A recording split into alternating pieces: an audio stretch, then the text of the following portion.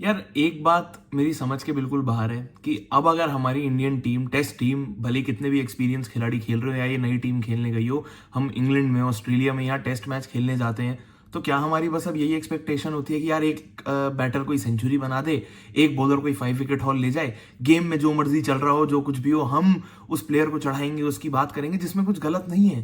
पर रियलिटी से क्यों भागते हैं? ये क्यों नहीं समझते कि पहले दिन के बाद, दूसरे दिन के बाद, तीसरे दिन के बाद हम किस पोजीशन में है, कहां से कहां आ गए, गेम में चल क्या रहा है? पर नहीं, जो प्लेयर जो कर रहा है बस उसको कंधे पे बना बिठा के हीरो बना दो और उसी की बात करते रहो। पहले दिन के बाद अगर यशस्वी जायसवाल ने, शुभमन गिल ने सेंचुरीज बनाई थी, ऋषभ पंत नॉट आउट थे, हमारी टीम 400 रन के आसपास पे खेलते हुए सिर्फ 3 विकेट डाउन थी, तो उस दिन हीरो बनाना बनता था। क्योंकि उस दिन हम इस पोजीशन में थे कि ये मैच हम हार नहीं रहे हैं, हम या तो ड्रॉ कर रहे हैं, वो भी इंग्लैंड अच्छा खेलेगी तो, या हम जीत रहे हैं, हम 2 बार इंग्लैंड को बैटिंग कराएंगे, 4 दिन में मैच खत्म कर देंगे। वो हमारी पहले दिन के बाद पोजीशन थी। तब पूरी टीम को चढ़ाओ, दोनों खिलाड़ियों को कंधे पे बिठाओ, हार पहनाओ, सबकी सराहना करो, सबके बारे में बात करो, जो करना है करो, क्योंकि टीम उस पोजीशन पे है। पर दूसरा दिन अगर सबने ऋषभ पंत की सेंचुरी के बारे में बनाया, सेंचुरी की बात करी, तो इस बारे में क्यों कोई फोकस नहीं कर पाया कि 430 पे हमारे सिर्फ 3 विकेट गिरे हुए थे और 470 पे हमारी टीम ऑल आउट हो गई। हमारे रन 600 होने चाहिए थे, हम 500 भी नहीं बना पाए। वहां से इंग्लैंड को मोमेंटम मिला, दूसरे दिन पे ही उन्होंने रन बनाने शुरू करे। ऑली पोप ने 2 सेशन के अंदर 100 बना दी।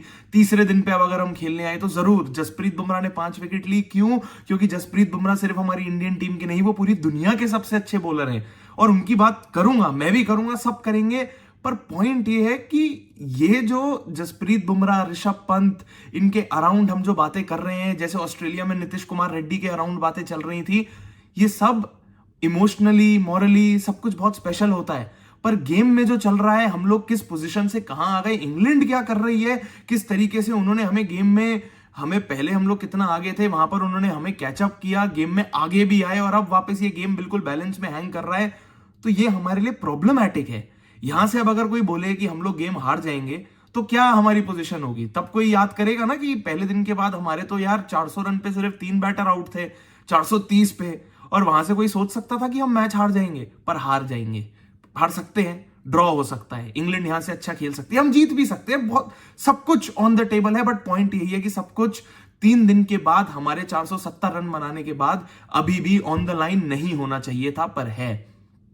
जसप्रीत बुमराह से बेटर बॉलर और हमारी इंडियन टीम में क्या, पूरी दुनिया में कोई नहीं है। टेस्ट क्रिकेट में क्या, ऑल फॉर्मेट में कोई नहीं है।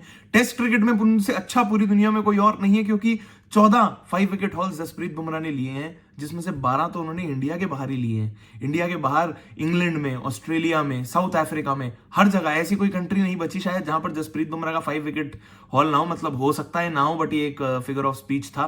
पर जसप्रीत बुमराह ये जो 12 5 विकेट हॉल्स इंडिया से बाहर ले चुके हैं ना, ये एक इंडियन के लिए जॉइंट हाईएस्ट है। 12 5 विकेट हॉल्स जसप्रीत बुमराह के साथ कपिल देव ने लिए हैं। उसके बाद उस लिस्ट में अनिल कुंबले हैं, इरफान पठान है और कई बॉलर्स हैं। पर जसप्रीत बुमराह के अलावा जितने भी बॉलर्स हैं ना, 12 5 विकेट हॉल्स के साथ कपिल देव सर भी है, तो उन्होंने भी 100 से ज्यादा इनिंग्स में बॉलिंग करी थी, तब जाकर इस मुकाम पर पहुंचे थे। पर जसप्रीत बुमराह स्पेशल इसलिए क्योंकि उन्होंने सबसे ज्यादा 5 विकेट हॉल्स इंडिया के बाहर तो ले लिए, पर सिर्फ 64 इनिंग्स में लिए। फर्क यह है कि अगर उनके साथ कपिल देव सर का नाम है, वहां अनिल कुंबले हैं, इरफान पठान है, तो वो तो फिर भी एक बॉलर्स का एरा होता था ना।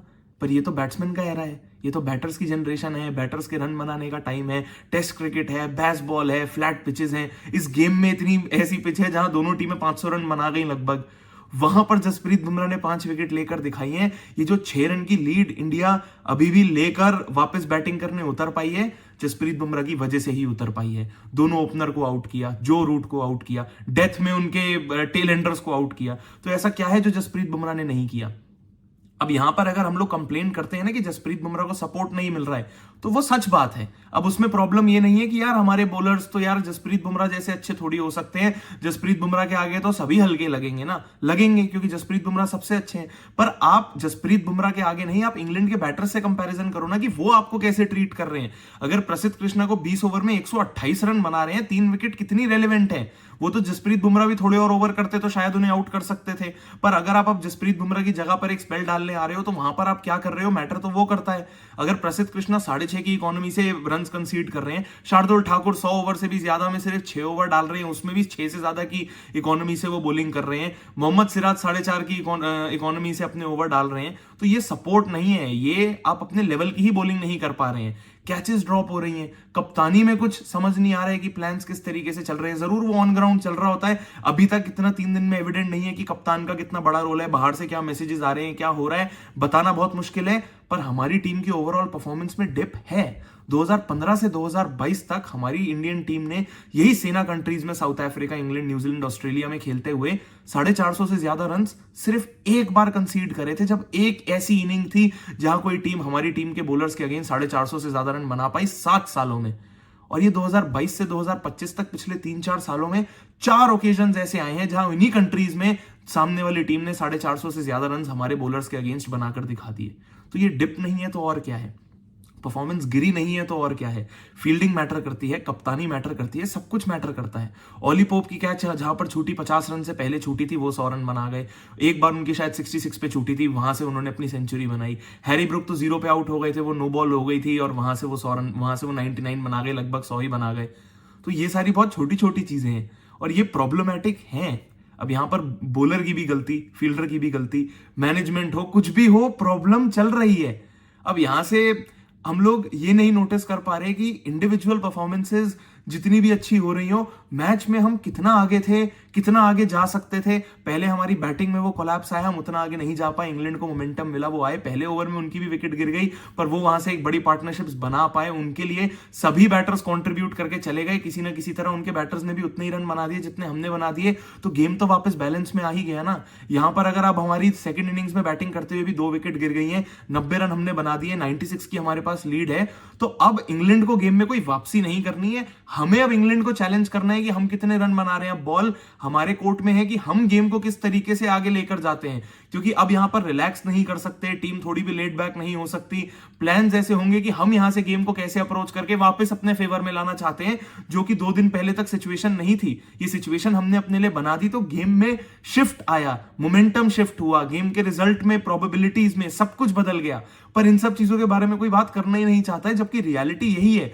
यहां से अब अगर 96 रन हैं, तो यहां से कोई कैसे बता दे कि इंग्लैंड के लिए चौथी इनिंग में कितने रन सेफ हैं, कोई नहीं बता सकता। वो तो पहली इनिंग में जैक क्रॉली आउट हो गए तो उनको एक वहां पर एक झटका मिल गया था। बेन स्टोक्स ने इस इनिंग में कोई खास रन नहीं करे, बीच में जो रूट ने कोई खास रन नहीं करे, उसके अलावा भी वो लगभग 500 रन बना गए। कब? जब ओली पोप ने 100 कर दी, हैरी ब्रुक ने 100 कर दी, जेमी स्मिथ के 40 रन आ गए, नीचे क्रिस वोक्स के लगभग 30-40 रन आ गए, तब जाकर भी उन्होंने लगभग 500 रन बना दिए। तो कोई कैसे बता सकता है कि बेन स्टोक्स जब आएंगे, जो रूट जब आएंगे, अगर इनके रन आ गए, जैक क्रॉली के शुरू में रन आ गए, तो कितने रन एक्चुअली यहां पर हमारे लिए काफी होंगे।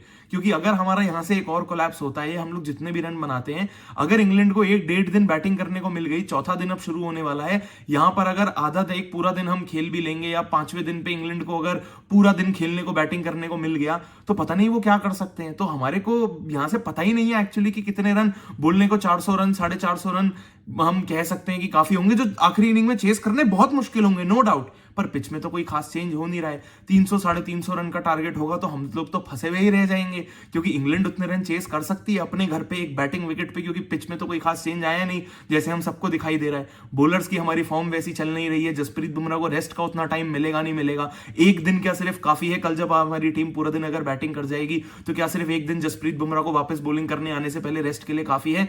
कई सारे सवाल हैं।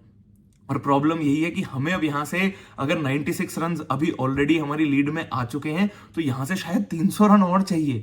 400 रन का टारगेट मिनिमम शायद हमें देना पड़ जाएगा। उससे कम का टारगेट अगर वो 300 की लाइन में कहीं भी होगा, तो इंग्लैंड अपने आप को बैक करेगी। अगर उन्हें एक दिन बैटिंग करने को पूरा मिल जाएगा, टारगेट 500 रन भी होगा, वो तब भी शायद अपने आप को बैक जरूर करेंगे वो चेस करने के लिए, जहां पर हम प्रेशर में आ सकते हैं और आएंगे भी। अगर सामने वाली टीम रन बनाने जा रही है, चेस करने की इंटेंट दिखा रही है, तो आप प्रेशर में होगे। अब वही बात है कि यहां से कितने रन बनने चाहिए, क्या होगा, इन सब पोजीशन में हमें होना नहीं चाहिए था, बट इन सब चीजों के बारे में शायद कोई बात करना चाहता नहीं है, क्योंकि हमारे लिए शायद अब वो इंडिविजुअल माइलस्टोन्स और वो इंडिविजुअल परफॉर्मेंसेस इतनी मैटर करती हैं। क्योंकि आज तक इतने सालों के बाद भी पता नहीं क्यों हम शॉक हो जाते हैं अगर हमारी टीम से कोई प्लेयर सेना कंट्रीज में जाके एक्स्ट्रा ऑर्डिनरीली परफॉर्म कर देता है, बट अगर हमने कर दिया उन्होंने भी कर दिया, क्योंकि सारे कंडीशंस और सब कुछ हमारे फेवर में था। और हमें इन चीजों की आदत डालनी पड़ेगी। हमें वापस अगर एक नई टीम को, एक नए कप्तान को, इस यंग टीम को वापस वो कल्चर लेकर आना है जहां हम बाहर जाकर डोमिनेट करते हैं, तो उनको अपने आप को कैरी भी ऐसे करना पड़ेगा कि हम तो यहां जीतने आए हैं, खेलने आए हैं।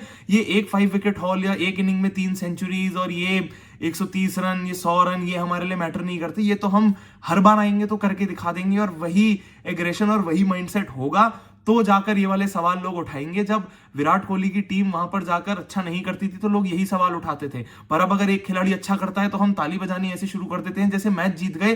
पर ये कल्चरल शिफ्ट हमें वापस लेकर आना पड़ेगा कि हमें अपने अंदर वो माइंडसेट लेकर आना पड़ेगा, वो आदत लगानी पड़ेगी कि हम बाहर गए हैं तो हम जीतने गए हैं। और पहले दिन पे वही वाइब थी, पर पिछले 2 दिन से वो सब कुछ बदल गया, और हम शायद वही पहले दिन पे अटके हुए हैं कि 470 रन बना दिए तो अब तो ये गेम में हम आगे हैं, पर सब कुछ बदल गया है तब से। आपके हिसाब से क्या बदला, आप मेरे को नीचे कमेंट करके जरूर बताना। वीडियो अगर पसंद आई हो तो लाइक जरूर करना, नीचे कमेंट करके ये आप जरूर बताना आपके हिसाब से इंडिया को कितने रन बनाने चाहिए, इंग्लैंड के लिए कितना टारगेट आखिरी इनिंग में काफी होगा। चैनल अगर अब तक सब्सक्राइब नहीं किया है तो सब्सक्राइब जरूर कर देना, क्योंकि मैं तो ऐसे ही हर गेम के बाद और इस टेस्ट मैच में, इस पूरी सीरीज में हर दिन के बाद एक वीडियो आपके लिए लेकर आता ही रहूंगा, क्योंकि अभी तो बहुत क्रिकेट और बहुत बातें बाकी हैं।